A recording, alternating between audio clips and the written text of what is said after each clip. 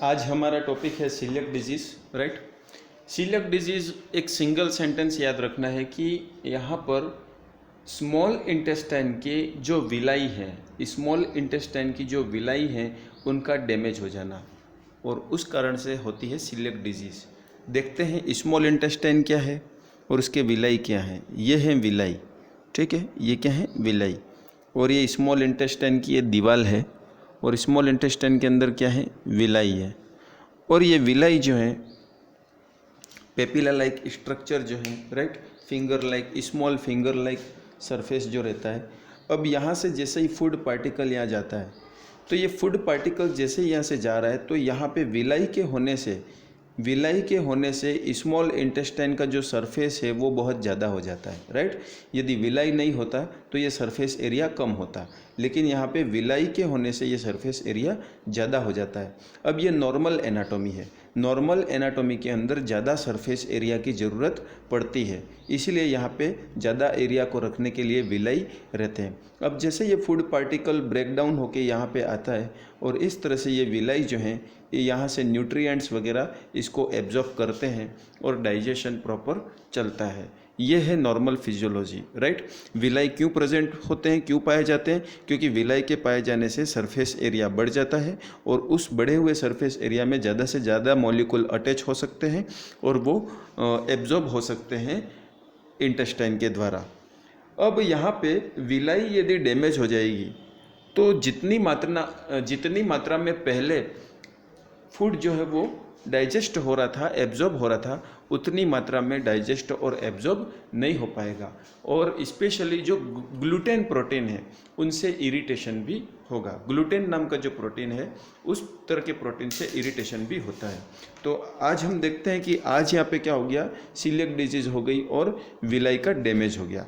अब celiac disease होने से और विलाई यदि डैमेज हो जाती है तो जो भी फूड पार्टिकल हम लेते हैं, फूड पार्टिकल के अंदर यदि ग्लूटेन प्रोटीन, कौन सा प्रोटीन, ग्लूटेन प्रोटीन यदि रहता है, तो ये ग्लूटेन प्रोटीन इंटेस्टाइन को क्या कर सकता है, इरिटेट करता है और एलर्जी शो करता है।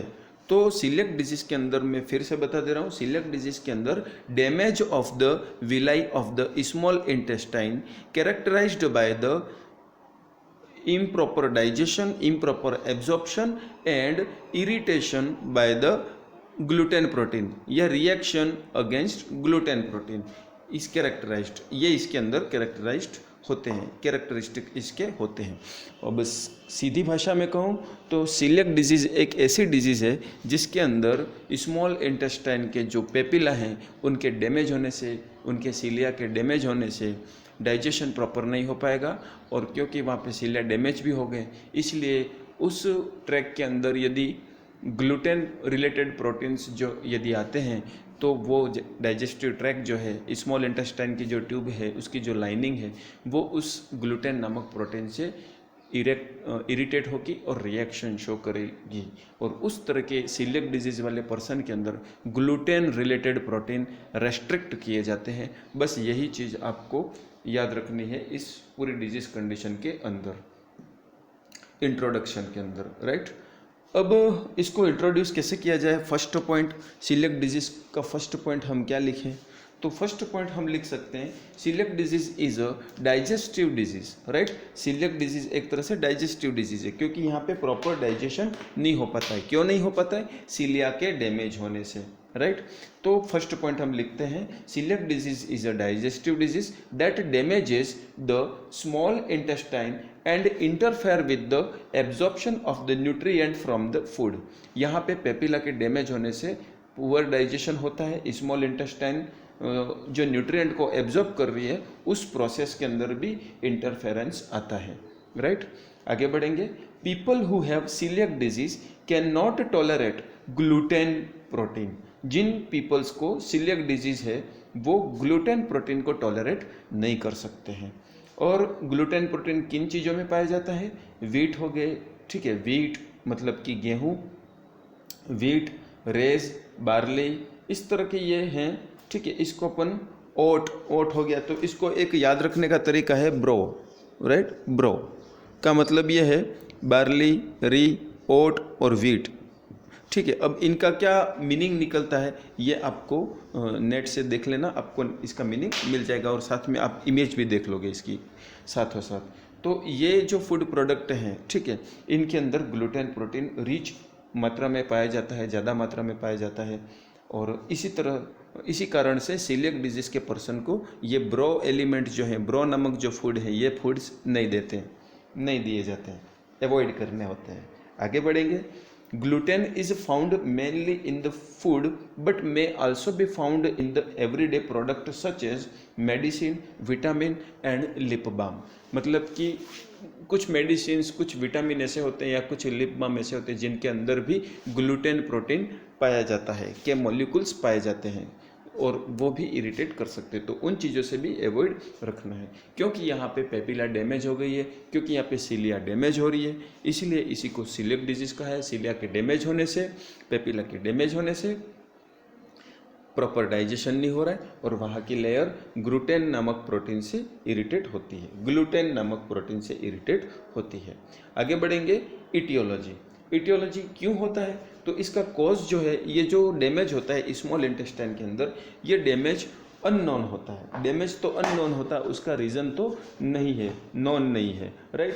तो इटियोलॉजी फर्स्ट पॉइंट लिखेंगे, रीज़न जो है वो अननोन है, right.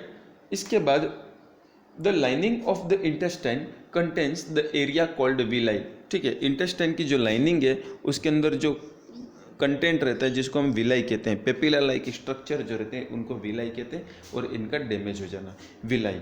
Which help absorb the nutrient. ये विलाई जो है वो न्यूट्रिएंट को एब्जॉर्ब करने की हेल्प करते हैं, लेकिन आज क्या हो गया, आज विलाई डैमेज हो गए और न्यूट्रिएंट एब्जॉर्ब नहीं होंगे। यही बस डिजीज कंडीशन है। अब यहाँ पे जिस तरह से सिगरेट स्मोकिंग करने से रेस्पिरेटरी ट्रैक के अंदर सीलिया डैमेज होते हैं और गैस एक्सचेंज वगैरह प्रॉपर नहीं हो पाती है, ब्रीदिंग प्रॉब्लम आती है, तो उसी तरह से इंटेस्टाइनल सिस्टम के अंदर भी सीलिया रहती है जो कि कुछ कारणवश डैमेज हो जाती है। और इसका कारण मेनली तो अननोन रहता है, लेकिन जो विलाई डैमेज होती है उसका कारण ऑटो इम्यून डिजीज़ और कुछ ऐसी कुछ डिजीज़ कंडीशन रह सकती है जो विलाई डैमेज करती है, जो कि हम अभी आगे बढ़ने वाले, ठीक है, आगे बताने वाला हूँ। इसके बाद है third point, when people with the celiac disease eat food use the product such as the contain gluten and their immune system react damage this villi. जैसा मैंने आपको बताया, ठीक है, इम्यून सिस्टम यदि प्रॉपर नहीं है, राइट, और ग्लूटेन वगैरह प्रोटीन यदि वो लेते हैं तो इरिटेशन के कारण से, इम्यून सिस्टम के रिएक्शन के कारण से भी विलाई डैमेज ज़्यादा हो जाते हैं। इसके बाद है पर्सन बिकम मालनरिश्ड।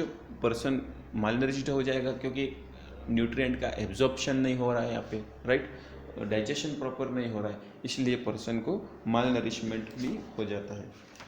तो इस तरह से ये इसका इटियोलॉजी है।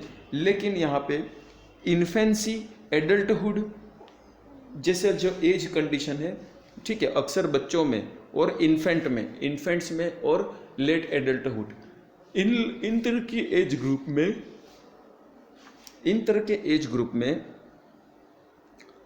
आप इन तरह के एज ग्रुप के अंदर सीलियक डिजीज के चांसेस ज़्यादा रहते हैं। Greater risk for developing the disease. इनके सीलिया कमज़ोर होते हैं और जल्दी डैमेज हो सकते हैं। इसके बाद है the disorder is the most common Caucasians and person of the European ancestry। European peoples का जिस तरह से खान पान, लाइफ स्टाइल है, उस तरह के वातावरण में और उस तरह से लाइफ स्टाइल होने के कारण से भी ये सीलियक डिजीज के चांसेस बढ़ जाते हैं। इसके बाद कुछ मैंने ये टेबल आपको नोट्स के अंदर टेबल स्कैन प्रोवाइड करवा रखी है, ठीक है। इस टेबल के अंदर क्या है कि कुछ डिजीज कंडीशन है जिस पे मैंने टिक किया है। ये सारी डिजीज कंडीशंस क्या होती है, डायरेक्टली और इनडायरेक्टली सीलिया को डैमेज करते हैं और सीलियक डिजीज करते हैं। जैसे जैसे हम इन डिजीज कंडीशंस को पढ़ते जाएंगे, जैसे कि type 1 diabetes, auto immune thyroid disease, systemic lupus erythematosus, तो ये सारी disease, Sjogren's syndrome, Down syndrome, intestinal cancer, ये सारी डिजीज ऐसी हैं जो सीलिया को डैमेज करती है और सीलियक डिजीज क्रिएट कर सकती हैं। क्लिनिकल फीचर्स की बात करें तो जिस पर्सन की सीलिया डैमेज है, विलाई डैमेज है, उसके अंदर क्या क्या प्रॉब्लम आएगी, तो उसको एब्डोमिनल ब्लोटिंग एंड पेन होगा। उसके बाद उसे क्रॉनिक डायरिया भी होगा क्योंकि ग्लूटेन प्रोटीन से उसे इरिटेशन हो रहा है। इसके बाद वॉमिटिंग भी हो सकती है पर्सन को, या डाइजेशन प्रॉपर नहीं होने से कॉन्स्टिपेशन भी हो सकता है। इसके बाद है pale foul smelling and fatty stool. Stool के साथ स्टूल जो है, स्टूल की जो स्मेल है वो बहुत ज़्यादा ही गंदी होगी, फाउल स्मेलिंग। और फैटी स्टूल, स्टूल के अंदर फैट बहुत ज़्यादा रिलीज होगा क्योंकि जो भी फूड पार्टिकल ले रहे हैं, जो भी फैट वगैरह हम ले रहे हैं वो सब डाइजेस्ट नहीं हो रहा है और प्रॉपर वो वैसा के वैसा फैट स्टूल के थ्रू बाहर एक्सपेल आउट हो रहा है। इसलिए स्टूल जो है वो फैटी होगा, अनडाइजेस्टेड स्टूल रहेगा, right. Weight loss, right, patient का वेट लॉस होगा, न्यूट्रिएंट प्रॉपर एब्जॉर्ब नहीं हो रहे हैं।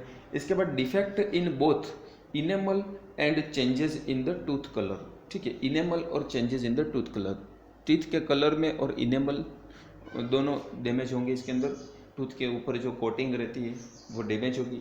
डिलेड प्यूबर्टी, जो 15 साल से 18 साल की एज में जो प्यूबर्टी आती है, हार्मोनल चेंजेस होते हैं, जैसे कि आवाज़ का भारी हो जाना, मूछें आ जाना, ये मेल के अंदर होता है। फीमेल के अंदर ब्रेस्ट डेवलपमेंट होना, आवाज़ का पतला हो जाना, मेंस्ट्रुएशन स्टार्ट होना। धीरे धीरे ये जो प्यूबर्टी आती है ये हार्मोनल के कारण से आती है और ये 15 से 18, 16, 17, 18 की एज के अंदर आती है।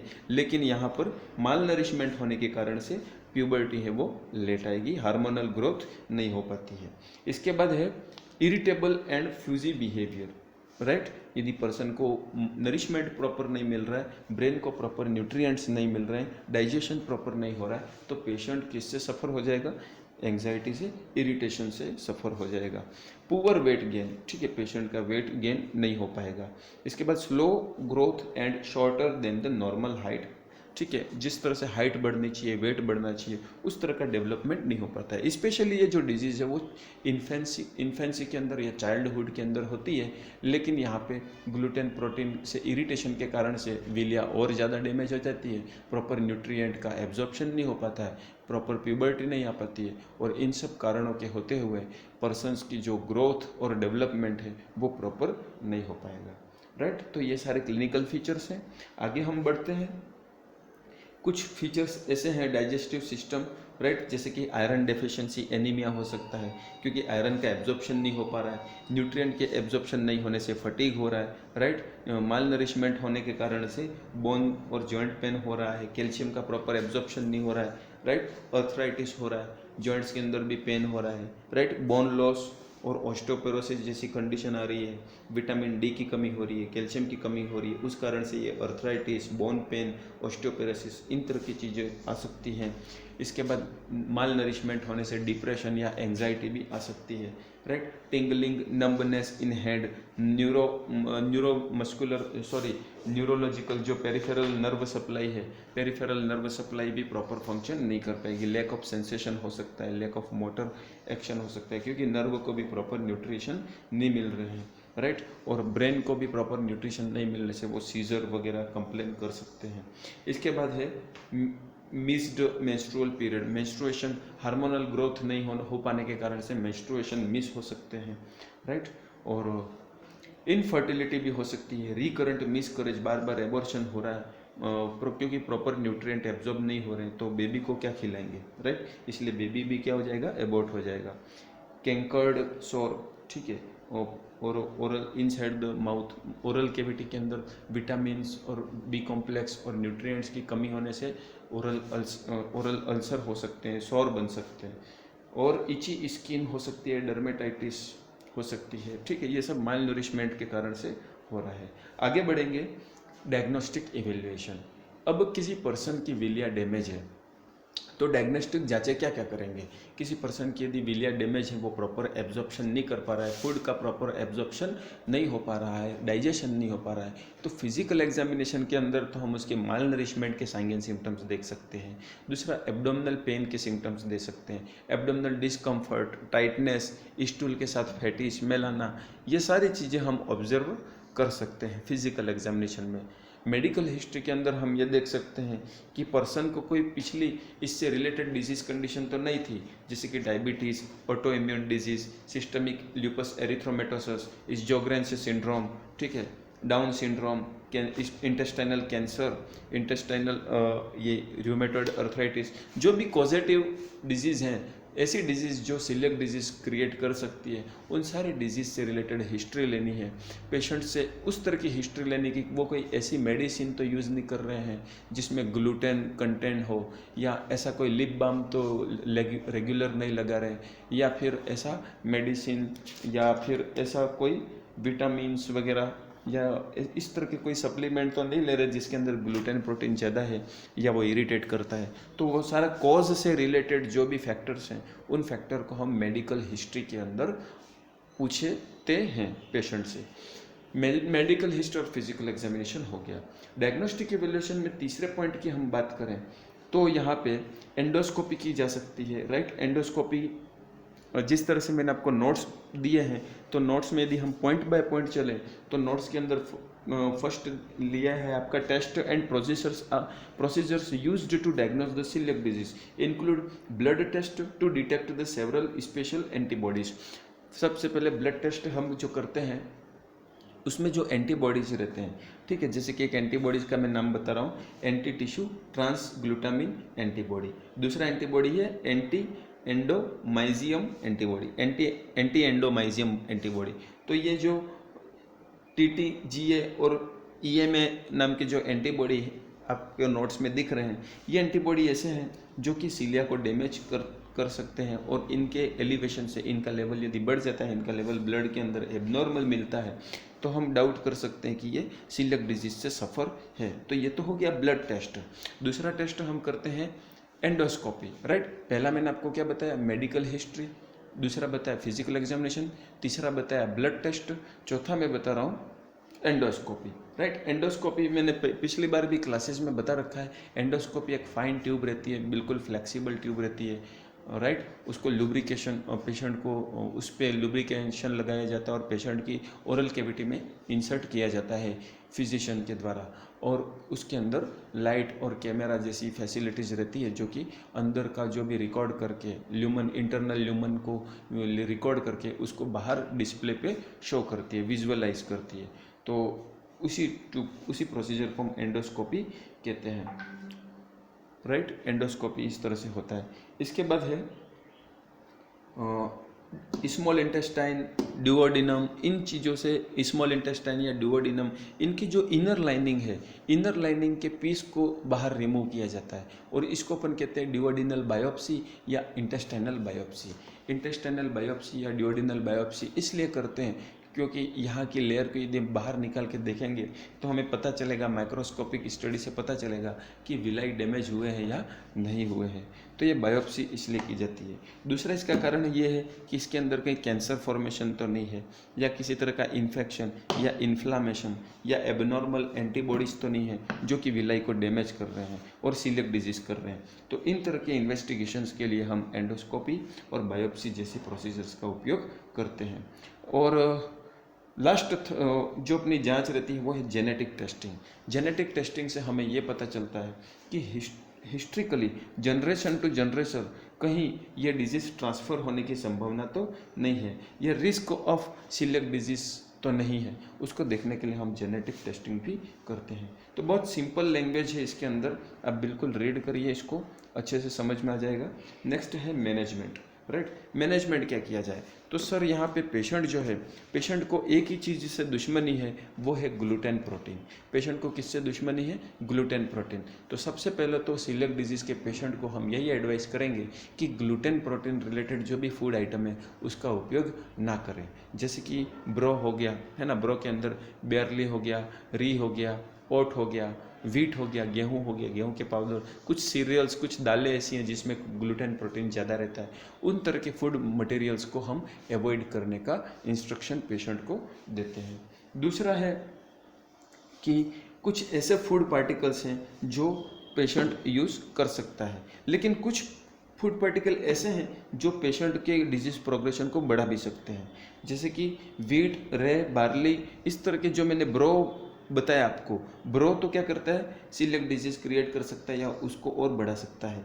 और कुछ फूड ऐसे और हैं जैसे कि ग्रेन्स हो गया, पास्ता हो गया, सीरियल हो गया, ठीक है। इस तरह के फूड जो मार्केट में अवेलेबल हैं, ये भी सीलियक डिजीज को बढ़ा सकते हैं। तो इन तरह के सारे फूड्स को अलाउड नहीं करना है। तो पेशेंट को क्या अलाउड करना है, पेशेंट को पोटैटो अलाउ कर सकते हैं, पेशेंट को चावल अलाउ कर सकते हैं, पोटैटो, राइस, सोयाबीन, राइट, इस तरह के बकव्हीट, ठीक है, बीन्स, इस तरह के जो फूड हैं वो पेशेंट को हम एडवाइस कर सकते हैं नरिशमेंट के लिए, पेट भरने के लिए। आगे बढ़ेंगे, कुछ मिनरल्स और विटामिन्स भी पेशेंट को एडवाइस कर सकते हैं जिनकी कमी है, जैसे कि फॉलिक एसिड की कमी है तो फॉलिक एसिड, कैल्शियम की कमी है तो कैल्शियम के टैबलेट्स दो, ग्लूटेन फ्री डाइट दो, डंप डाउन इम्यून सिस्टम करने के लिए ग्लूटेन फ्री डाउन देना जरूरी है। इसके बाद स्टेरॉइड टैबलेट्स जो इन्फ्लामेशन को कम करती हैं, ठीक है। तो ये सारे मैंने यहाँ पे अंडरलाइन कर रखा आपके इसके नोट्स के अंदर, क्या चीज़ देनी है क्या चीज़ नहीं देनी है, यही पेशेंट को बस एडवाइस करना है। स्पेशली इसकी कोई मेडिसिन रहती नहीं है, बस ये है यदि इन्फेक्शन के चांस है तो एंटीबायोटिक्स दिए जाते हैं, इन्फ्लामेशन होता है तो एंटी इन्फ्लामेटरी दी जाती है, आयरन की कमी है तो फॉलिक एसिड देंगे, राइट, और एनीमिया की कमी है तो फॉलिक एसिड वगैरह हम देते हैं, कैल्शियम की कमी है तो कैल्शियम देंगे। इस तरह से हम सप्लीमेंट करके मैनेजमेंट कर सकते हैं। डायरिया है तो डायरिया को रोकने के लिए एंटी डायरियल मेडिसिन देंगे, यदि कॉन्स्टिपेशन है तो उसको लूज़ करने के लिए लैक्टुलोज जैसे सिरप्स वगैरह हम देंगे। तो डिपेंड करता है कि पेशेंट के सिम्टम क्या हैं, उसके अकॉर्डिंग हम मैनेजमेंट इसमें करते हैं। यूनिवर्सिटी पॉइंट ऑफ व्यू से यहाँ पे सीलियक डिजीज़ के क्वेश्चन बनने तो नहीं चाहिए, यदि मान लो पूछ भी लिया तो इंट्रोडक्शन आपको अच्छे से याद होना चाहिए, ठीक है। रिस्क फैक्टर सीलियक डिजीज़ क्यों होती है, सीलियक डिजीज़ के सिम्टम्स क्या हैं, और सीलियक डिजीज़ के डायग्नोस्टिक इवैल्यूएशन और मैनेजमेंट क्या है। इसमें से कोई एक शॉर्ट नोट्स यदि पूछ सकता है, क्योंकि कई सालों से हो सकता है इसने नहीं पूछा हो तो इस साल पूछ भी सकता है। तो सीलियक डिजीज़ बस आपको ये याद रखना चाहिए। एक बार मैं फिर समराइज कर देना चाह रहा हूँ कि सीलियक डिजीज़ के अंदर इंटेस्टाइनल की जो विला रहती है, सीलिया रहती है, वो डैमेज हो जाती है और उस कारण से पर्सन को ग्लूटेन प्रोटीन से इरिटेशन महसूस होता है और ग्लूटेन प्रोटीन के इरिटेशन से उसे रिएक्शन भी हो सकती है और सीलिया ज़्यादा डैमेज हो जाती है। इन्फ्लामेटरी रिस्पॉन्स होता है बॉडी के अंदर, इंटेस्टाइन के अंदर इन्फ्लामेटरी रिस्पॉन्स होता है। फूड पार्टिकल जैसे ही अंदर जाएंगे, भोजन जैसे ही किया जाएगा तो वो भोजन किसी काम का नहीं रहेगा, क्योंकि उस भोजन को डाइजेस्ट करने के लिए और उस भोजन में से न्यूट्रिएंट्स को एब्जॉर्ब करने के लिए जिस तरह की पेपिला, जिस तरह की विलाई की ज़रूरत पड़ती है, वो विलाई तो क्या हो चुके हैं, डैमेज हो चुके हैं। इसलिए सबसे बड़ा इसके अंदर एब्डोमिनल पेन, माल नरिशमेंट जैसे सिम्टम्स हमको दिखते हैं और इनका मैनेजमेंट हम ग्लूटेन, एंटी ग्लूटेन या ग्लूटेन फ्री डाइट देते हैं हम यहाँ पे, राइट। और ग्लूटेन फ्री डाइट के अंदर पोटैटो हो गया, राइस हो गया, सोयाबीन हो गया, बीन्स हो गया, इस तरह की डाइट्स हम इनको दे सकते हैं। ऑल द बेस्ट, ठीक है। आई होप कि अच्छे से समझ में आ गया होगा। सीलियक डिजीज़ के नोट्स मैं आपको प्रोवाइड करवा रहा हूँ, नोट्स को साथ में लेके ही बैठें। और नेक्स्ट वीडियो के भी जो भी नोट्स आएंगे, जैसे ही आप यूट्यूब पर वीडियो देख लेते हो उसके नोट्स को अरेंज कीजिए। नोट्स मैं आपको व्हाट्सएप के ग्रुप में डाल रहा हूँ, वहाँ से आप नोट्स को अरेंज कीजिए और नोट्स को साथ में लेके आप बैठिए, तो आपको अच्छे से क्लास समझ में आएगी, कौन सी चीज़ मैं कहाँ से बता रहा हूँ, क्या इसका मीनिंग है, राइट। और बहुत ही सिंपल लैंग्वेज है, यही आपके नोट्स हैं। इसके अंदर कोई डाउट है तो आप मुझे डायरेक्ट कॉन्टैक्ट करें। All the best.